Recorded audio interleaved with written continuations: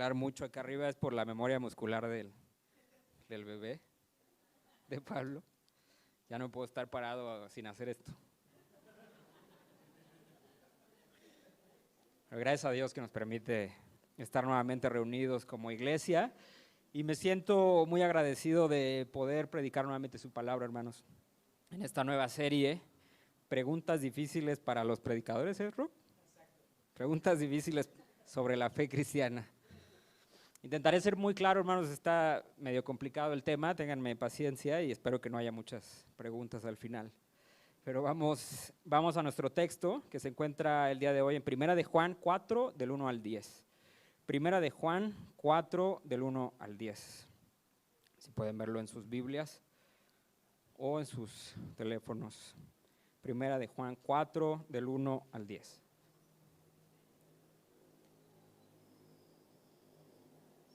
También están las pantallas. Dice así la palabra del Señor: queridos hermanos, no crean a cualquier espíritu, sino sométanlo a prueba para ver si es de Dios, porque han salido por el mundo muchos falsos profetas. En esto pueden discernir quién tiene el Espíritu de Dios. Todo el que confiese que Jesucristo ha venido en cuerpo humano, es de Dios. Todo espíritu que no confiesa a Jesús no es de Dios, sino del anticristo. Ustedes han oído que éste viene y efectivamente ya está en el mundo. Ustedes, queridos hijos, son de Dios y han vencido a esos falsos profetas, porque el que está en ustedes es más poderoso que el que está en el mundo. Ellos son del mundo, por eso hablan desde el punto de vista del mundo y el mundo los escucha. Nosotros somos de Dios y todo el que conoce a Dios nos escucha, pero el que no es de Dios no nos escucha. Así distinguimos entre espíritu de la verdad y el espíritu del engaño. Queridos hermanos, amémonos los unos a los otros, porque el amor viene de Dios y todo el que ama ha nacido de Él y lo conoce. El que no ama no conoce a Dios, porque Dios es amor. Así manifestó Dios su amor entre nosotros, en que envió a su Hijo único al mundo para que vivamos por medio de Él. Y en esto consiste el amor, no en que nosotros hayamos amado a Dios, sino en que Él nos amó y envió a su Hijo para que fuera ofrecido como sacrificio por el perdón de nuestros pecados. Permítanme orar antes de empezar. Padre Santo, Santo, Santo. Padre, te damos gracias porque nos permites reunirnos nuevamente como tu iglesia para leer tu palabra, Padre. Te pedimos, Padre amado, que abras nuestros corazones, nuestras mentes a tu evangelio. Que podamos comprender mejor, Padre, lo que tú tienes hoy para nosotros, que podamos ser bendecidos, Padre, por las Sagradas Escrituras, que podamos ser confrontados y fortalecidos, Padre, y que así cada uno de nosotros, Padre, podamos compartir nuestra fe. Padre, te pido que ocultes a este pecador detrás de la sombra de la cruz para que solo Jesucristo pueda ser exaltado. En el nombre de tu Hijo amado oramos. Amén. Hermanos, hace 7 años, tendría yo unos 27, no estoy tan joven, me encontraba en una situación complicada en mi fe.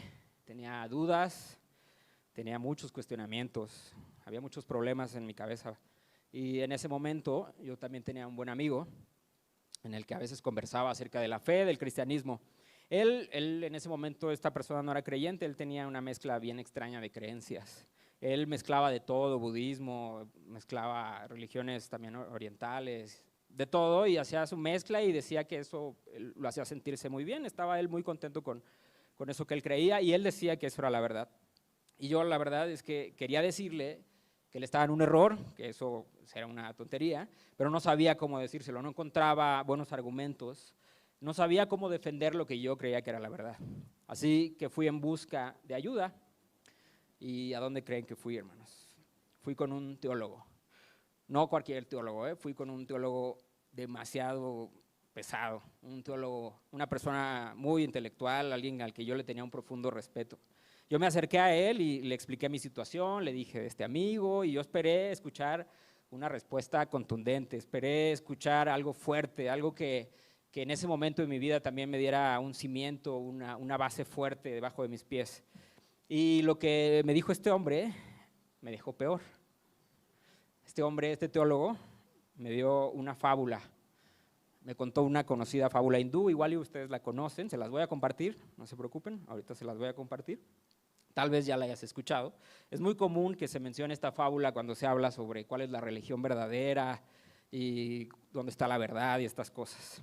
La fábula se llama El elefante y los ciegos, o también El elefante en el cuarto oscuro, ya es más actual. Pero resulta que había un grupo de ciegos que nunca había conocido un elefante. Un día les llevaron uno y cada uno se acercó a tocarlo. El primero tocó la trompa y ¿qué creen que dijo? Ya sé qué es como una serpiente. El segundo tocó la oreja y dijo, no, ¿cómo crees? Esto es un abanico enorme. El tercero abrazó la pata y dijo, están equivocados, esto es el tronco de un árbol. Y el cuarto encontró el costado y dijo, pues es una pared. El quinto, hermanos, agarró la cola y dijo, no, esto es una cuerda. Y así terminaron, cada uno convencido, cada uno creyendo que tenía razón, cada uno sin ver el cuadro completo. Esto me dijo ese teólogo, hermanos. Así son las religiones, me dijo. Cada uno toca su parte de Dios. Cada una tiene algo de verdad. Nadie tiene el cuadro completo. No discutas con tu amigo, me dijo. Todos estamos a tientas. ¿Qué les parece? Recuerdo que este hombre lo dijo con mucha gentileza, creyendo que me estaba ayudando. Y lo que sentí en ese momento, hermanos, fue muchísima decepción. No sentí enojo, sentí mucha decepción. Porque si ese hombre, hermanos, con toda su formación, con todos sus libros, con todo su peso intelectual, de verdad era un gran intelectual, si ese hombre con toda esa formación no podía darme o decirme que existía algo real, una verdad a la cual yo podía aferrarme, pues entonces, ¿qué quedaba? ¿Para qué yo quería hablar con mi amigo y decirle que había una verdad? Si pues, lo que yo tenía era mi parte del elefante, ¿no? Era solamente una parte tan válida y tan insuficiente como la parte que él tenía. Y antes de seguir, hermanos, quiero pedirte algo incómodo. Quiero pedirte algo incómodo, pero que lo pienses de una manera sincera, que por un momento dejes de pensar en los ciegos de esta historia como el otro, como los demás. Que dejes de pensar en los ciegos de la historia como el musulmán, el hindú, el mormón, el agnóstico, el ateo, el que cree que todas las religiones son lo mismo. Quiero que te preguntes sinceramente si tú también puedes ser uno de ellos, uno de estos ciegos. ¿Puedes serlo? Porque, hermanos, si eres creyente, ¿cuánto de lo que crees en Dios es realmente una fe examinada? Una fe reflexionada. ¿O simplemente es el pedazo del elefante que te tocó? O tu fe tal vez es por la familia en la que naciste, la iglesia en la que creciste, la región geográfica donde estás.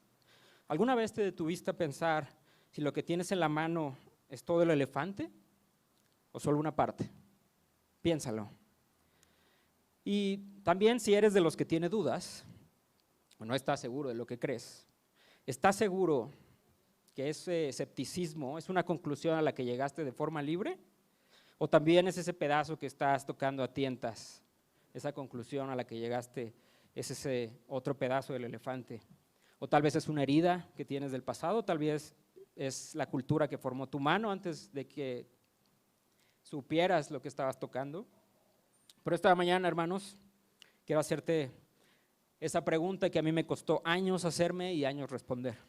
¿Estás seguro de lo que están palpando tus manos? ¿Estás seguro? No si lo sientes, no si te da paz, no si eso te enseñaron personas buenas y sinceras, sino ¿lo has examinado? ¿Te lo has cuestionado? Como diría ya un clásico, ¿por qué crees lo que crees? Hermanos, esa pregunta es con la que quiero que interactuemos juntos esta mañana. Y no quiero destruir tu fe, no te preocupes. Quiero que cuando salgas sepas que lo que tienes en tus manos es algo que realmente has visto y no solamente tocado a ciegas. El título del sermón es ¿por qué solo hay una religión verdadera? Y vamos a meditar en 3 puntos. Punto número 1, ¿existe la verdad? Punto número 2, ¿podemos conocer la verdad? Y punto número 3, la verdad se ha revelado. Punto número 1, ¿existe la verdad? 2, ¿podemos conocer la verdad? Y 3, la verdad se ha revelado. Vamos nuevamente a nuestro texto, versículos 1 al 3. Dice lo siguiente: queridos hermanos, no crean cualquier espíritu, sino sométanlo a prueba para ver si es de Dios. Porque han salido por el mundo muchos falsos profetas. En esto pueden discernir quien tiene el Espíritu de Dios. Todo el que confiese que Jesucristo ha venido en cuerpo humano es de Dios. Todo espíritu que no confiesa a Jesús no es de Dios, sino del anticristo. Ustedes han oído que este viene y efectivamente ya está en el mundo. Hermanos, ¿existe la verdad? ¿Existe la verdad? Es una pregunta muy filosófica y muy complicada, pero antes de adentrarnos en este problema, quisiera ponernos a todos en contexto para entender mejor a Juan y lo que está diciendo en su carta. Juan, hermanos, no está escribiendo desde la comodidad de su casa, él no está tomándose un café tranquilo, reflexionando sobre la verdad y sobre las religiones. Juan, hermanos, él vivía, está escribiendo, a comunidades cristianas que vivían rodeadas de voces que reclamaban autoridad, a voces que reclamaban una verdad espiritual. El mundo grecorromano, hermanos, del siglo I era extremadamente religioso.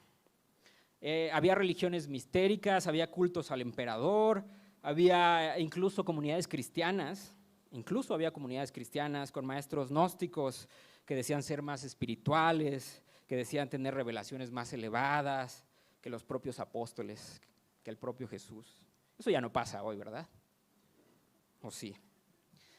En ese ambiente, hermanos, es que Juan escribe esta carta, y en ese contexto es que Juan nos dice: no crean a cualquier espíritu, sino sométanlo a prueba para ver si es de Dios, porque han salido por el mundo muchos falsos profetas. Hermanos, Juan no dice respeten todas las formas de ver, tampoco dice cada quien tiene su parte de la verdad, no dice no juzguen. No, hermanos, Juan dice sométanlo a prueba, disciernan, porque hay falsos profetas, pero es posible distinguirlos. Juan, hermanos, presupone algo fundamental. Juan dice que hay una realidad objetiva, que hay una verdad sobre Dios. Juan no está siendo intolerante, hermanos, Juan está siendo brutalmente honesto. Está diciendo que la verdad existe, que la verdad importa y que no todo aquel que afirma tener la verdad está en lo cierto. Y eso, hermanos, en el siglo I, como hoy en día, es contracultural. Y les pregunto, hermanos, ¿por qué hay tanta gente que hoy en día creería que Juan está equivocado? Que la idea de que todas las religiones tienen un pedazo de verdad, que todos estamos en lo correcto, que todo es una opinión. ¿Por qué se siente tan razonable, se siente tan generoso, se siente tan moderno? ¿Por qué creen? Hay un pensador detrás de buena parte de todo esto, se llama Michel Foucault, es un filósofo francés del siglo XX. En la pandemia, hermanos, con todo el tiempo libre que teníamos, yo de repente también tuve tiempo de hornear galletas y biscuits, y en ese tiempo pues también me puse a leer filósofos franceses. Leí el libro de Michel Foucault, Vigilar y Castigar, y lo hice, hermanos, porque lo recomiendo mucho, está muy complicado, pero es muy buen libro. Lo leí porque en ese contexto de la pandemia, la pregunta de la verdad y el poder era algo que veíamos a diario, ¿no es cierto? ¿Quién decide qué es verdad? ¿Quién controla la verdad? ¿Quién tiene la autoridad para decir qué es verdad y qué no? Foucault, hermanos, decía esto, escuchen bien, que cada vez que alguien afirma tener la verdad, un médico, un gobierno, una iglesia, quien sea, en realidad no está describiendo la realidad, hermanos, está ejerciendo poder. ¿A poco ustedes le creían al doctor Gatell? ¿O le creían a Loret? ¿O le creían a la ONU? ¿En quién ustedes creían que estaba la verdad en ese momento? Por eso leí a este filósofo. Y uno lee también eso, hermanos, y dice, pues tiene sentido, porque la verdad es, el poder, hermanos, corrompe. Y es verdad que instituciones, incluyendo lamentablemente instituciones religiosas, han abusado de su autoridad. Y eso no lo podemos negar. Eso lo podemos ver hasta hoy en día. Pero, hermanos, si Foucault va todavía más lejos y él dice, toda verdad, toda, sin excepción, es así. No una o algunas, no, todas. Y ahí entramos en un grave problema. Piénsalo por un momento. Si no hay verdad objetiva, no hay justicia objetiva. Solo todo se vuelve una opinión. Y hay algo más. Si toda afirmación de verdad es solo un ejercicio del poder, entonces la propia afirmación que hace Foucault también lo es. La frase toda verdad es poder se destruye a sí misma. No puede haber una verdad, hermanos, en un mundo donde no hay verdades objetivas. Es una trampa filosófica que este filósofo nunca resuelve. Y para que quede esto más claro, quiero que pensemos todos en algo que nos es muy cercano como protestantes, la Reforma. En el siglo XVI, hermanos, la iglesia tenía todo el poder, decidía qué creer y qué no. Y ahí es donde aparece Lutero, ¿y qué dice? ¿Qué dice Lutero? Esto que enseñan está mal, la salvación no se compra ni se merece con obras, es por gracia mediante la fe. Si Foucault tiene razón, hermanos, lo que Lutero hizo no fue decir una verdad, solo fue querer el poder para él mismo. Su esto es verdad es igual de válido e inválido que el del Papa. Solo dos hombres peleando por poder. Pero hermanos, ¿a qué apeló Lutero? ¿A él mismo? ¿A su propia autoridad? No, hermanos, Lutero apeló a la Escritura, algo por encima de cualquier institución, por encima de cualquier hombre, por encima de él mismo. Lutero no apelaba al poder por el poder, hermanos. Lutero estaba apelando a algo más grande que el poder mismo. Y al final de su vida, esto se vio, porque Lutero, hermanos, no construyó ningún imperio. Ustedes pueden ir todavía a su casa, en la misma ciudad donde él nació, una pequeña casa. Lutero predicó la verdad. Hermanos, si toda verdad es poder, entonces la afirmación misma de Foucault también lo es. Toda verdad es poder es también en su propio argumento solo una jugada de poder. 2000 años antes, Juan nos decía, en esto pueden discernir quién tiene el Espíritu de Dios. Todo el que confiese que Jesucristo ha venido en cuerpo humano es de Dios. Esto, hermanos, no es una idea, no es una forma de ver la vida, no es algo ahí que aprendí, hermanos. Esto es algo que pasó en realidad. Jesucristo vino en carne y escucha bien, pon atención. Esto o es verdad o no lo es. Y el versículo 3 lo cierra con una palabra fuerte. Dice, todo espíritu que no confiesa a Jesús no es de Dios, sino del anticristo. Juan no dice, esto es un error doctrinal nada más, no dice que es otra denominación. Dice que negar que Dios entró en la historia verificable, concreta, hermanos, es el espíritu contrario a Cristo, es literalmente un anticristo. Entonces, hermanos, la verdad existe. No como construcción de poder, no como el pedazo del elefante que me tocó.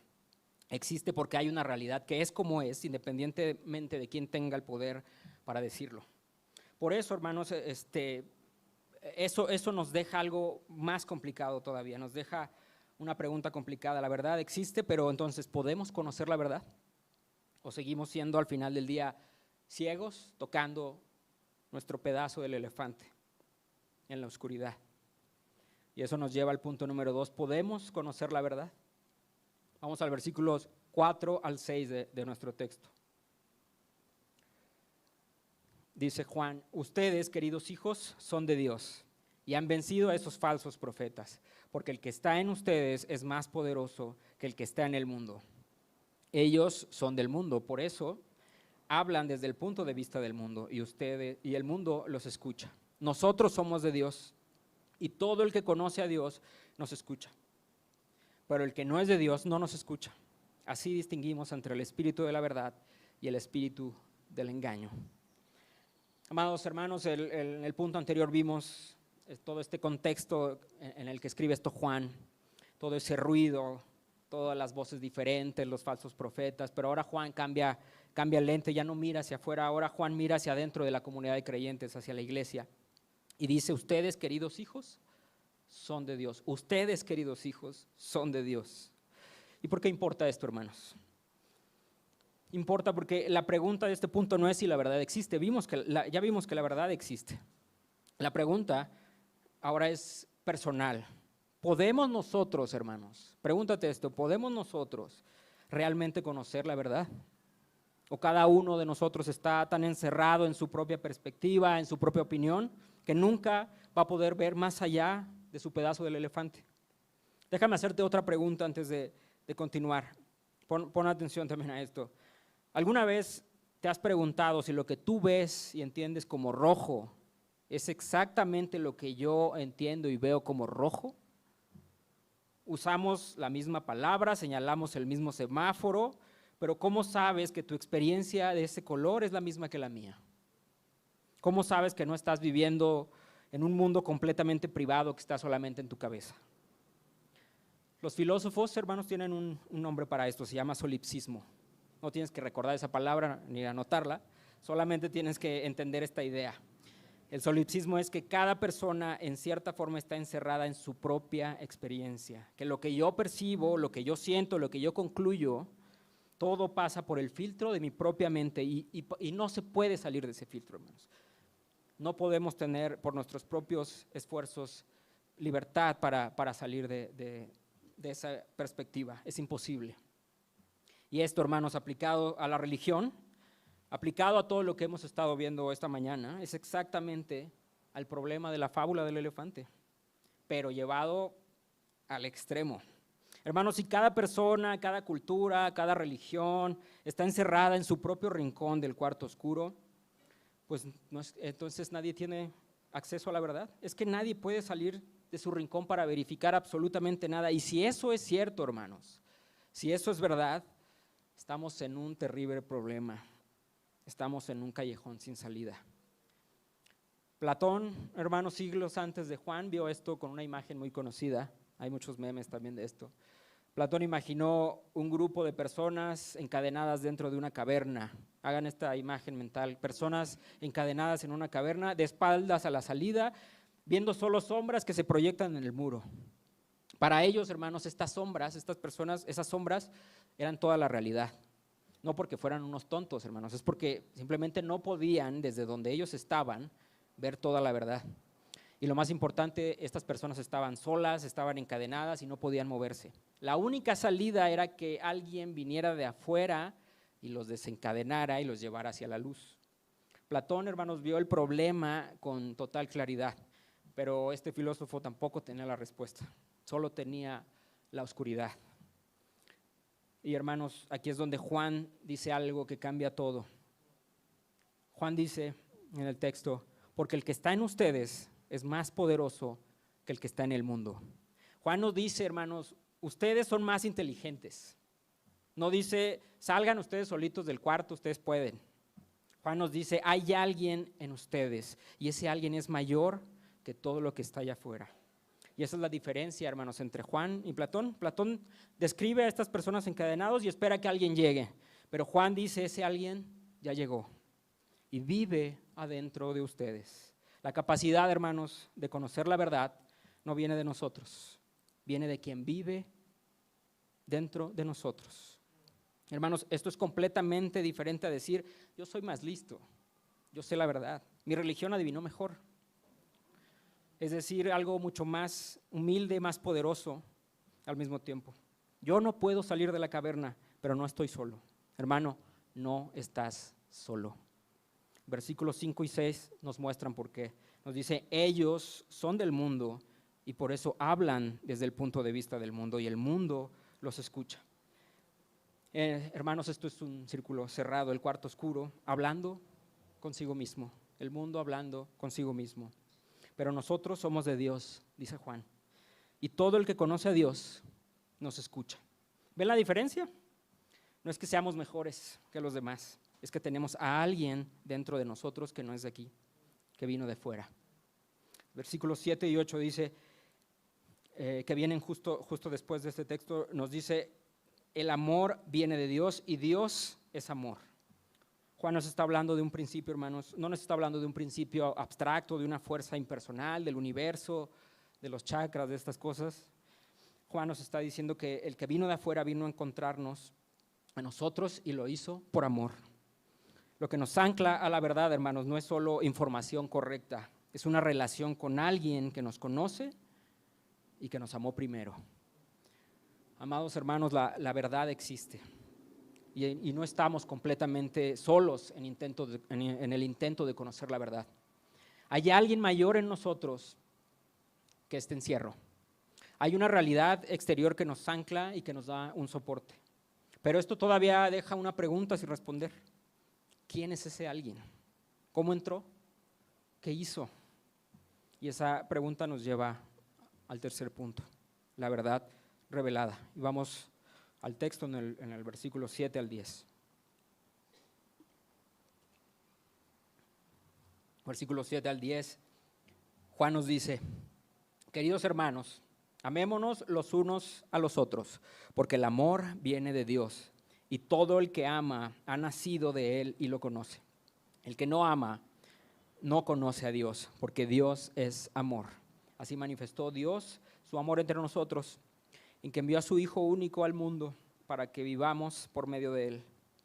En esto consiste el amor, no en que nosotros hayamos amado a Dios, sino que Él nos amó y envió a su Hijo para que fuera ofrecido como sacrificio por el perdón de nuestros pecados.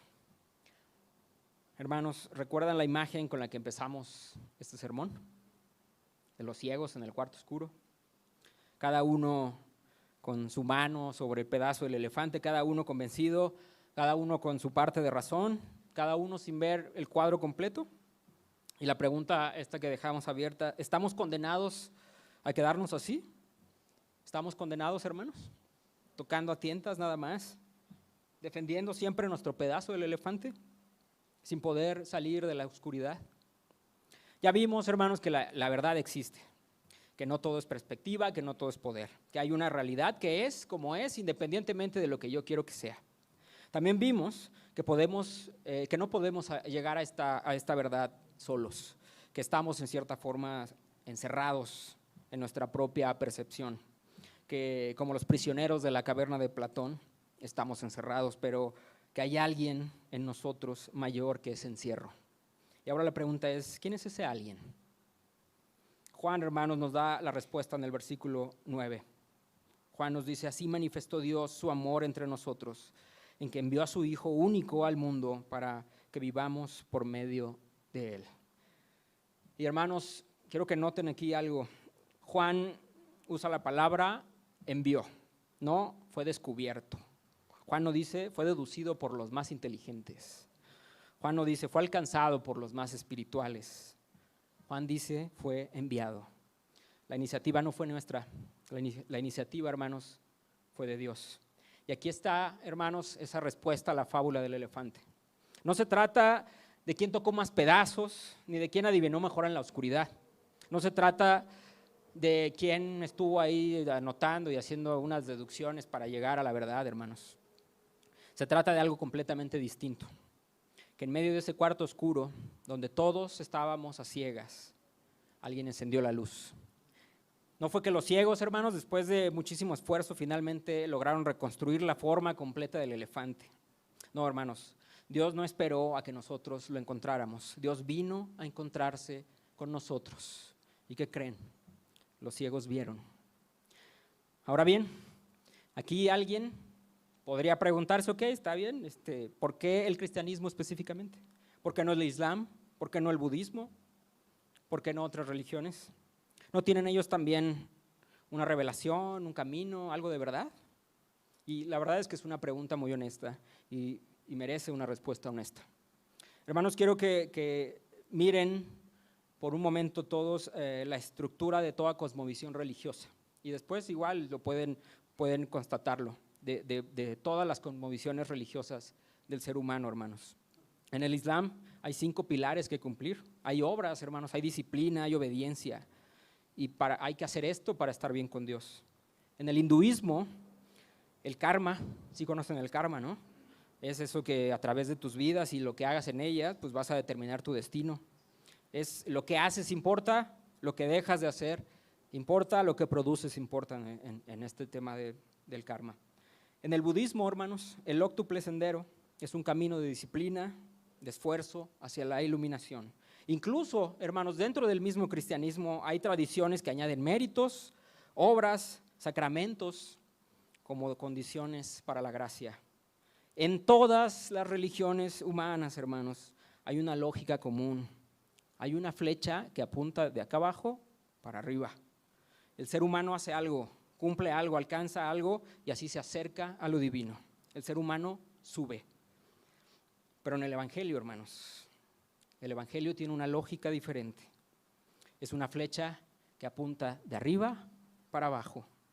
No es el ser humano subiendo hacia Dios, es Dios bajando hacia el ser humano. No es, haz esto y te vas a acercar. El evangelio es, ya lo hice, recíbelo. El cristianismo no es una escalera en la que yo me subo, hermanos. El cristianismo es una puerta que alguien ya abrió desde afuera. Y eso, hermanos, no son pequeñas diferencias. Es una dirección completamente opuesta.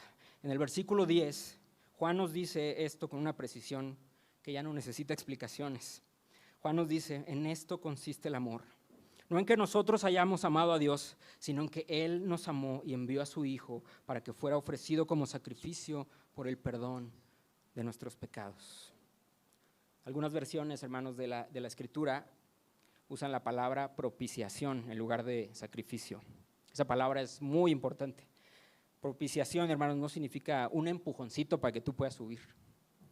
No es una ayuda para que tú termines el trabajo, hermanos. No, propiciación significa la justicia, que la justicia de Dios fue satisfecha completamente, de una vez, por alguien que pagó lo que nosotros debíamos.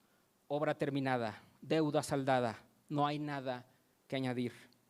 Por eso, hermanos, es que solo hay una religión verdadera. No porque hay un grupo de personas haya adivinado mejor en la oscuridad, no porque una cultura haya tenido mejor suerte geográfica y ya con eso tiene la verdad, sino porque solo en el cristianismo, hermanos, el costo y la obra completa, la iniciativa, son de Dios. Solo en el cristianismo, solo aquí la flecha apunta hacia abajo. Solo aquí alguien encendió la luz y lo que trajo no fue información, lo que trajo fue salvación. Tal vez toda tu vida tocaste algo más grande que tú, sin saber qué era, sin saber su nombre, defendiendo tu pedazo del elefante en la oscuridad, convencido de que eso era todo lo que existía. Y durante todo ese tiempo no sabías que ese algo no era una fuerza, no era una idea, no era una institución, no era una denominación, no era una doctrina lejana. Era Jesús, era Cristo, el Hijo de Dios, que te conocía antes de que tu mano lo tocara por primera vez. Mientras tú tanteabas en la oscuridad, defendiendo tu pedazo de verdad, convencido de que eso era todo, Él había decidido acercarse. Cristo, hermanos, había decidido hacerse pequeño, hacerse un bebé, hacerse carne, caminar esta tierra, sentir hambre, sentir cansancio, frío, el rechazo de los que debían de conocerlo, hermanos. Y al fin, entregarse en una cruz, clavado, sangrando, muriendo, no porque tú o yo lo mereciéramos, no porque tú o yo lo hayamos buscado lo suficiente, sino porque así es el amor. Él nos amó primero. Y 3 días después, hermanos, ¿qué pasó 3 días después? Se levantó de la tumba, porque la cruz no fue el final, fue el pago. Fue el pago. Hermanos, la resurrección fue la prueba de que ese pago fue aceptado, de que la obra estaba terminada, como Él mismo dijo en la cruz, consumado es. Hoy ese algo que tocabas, ese algo que estaba en la oscuridad, tiene nombre, Jesús. Tiene rostro, tiene manos que todavía llevan esas llagas, esas marcas de los clavos. Y te está mirando, hoy te está mirando no para juzgarte por haber estado a ciegas, sino para invitarte por fin a ver.